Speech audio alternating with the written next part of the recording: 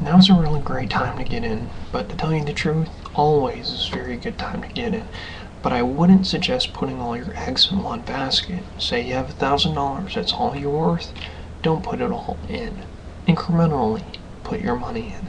But the thing is, though, is that if you're thinking short term, if you're thinking even long term, short term, like 1, 2, 3 years, it's not going to really work. You might end up out on top, and if you pick right, you might end up out on top. But you might end up negative too, or you might end up flat for a few years. But the longer you hold, the better off you'll be. Now, if I were to suggest whatever stocks to go out, I would say businesses that are doing very well.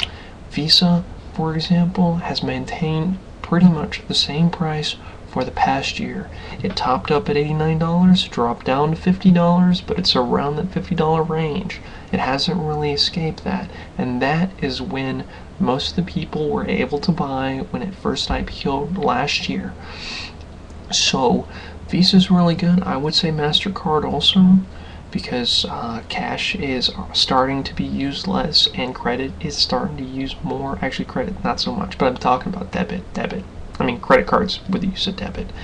So that's really good. But I would suggest, if you want to be as conservative as possible, buy everything.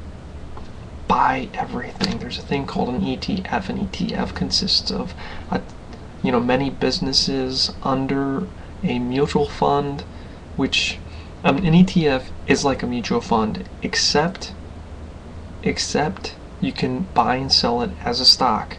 The expense ratios are lower because it is not actively managed, and basically it just holds a bunch of business. Like, there's this one that consists of most of the businesses in the United States. There's another one that consists of most of the businesses outside of the United States. You can buy that. You pretty much buy everything. And as the hierarchies go, if Darwinism is actually even a science you can apply to businesses, then the bigger the business or the better the business is going to take a bigger chunk of that market. So you don't have to worry about guessing. And each one of those is about half as what it was last year at its peak. So is it good to get in? Yes.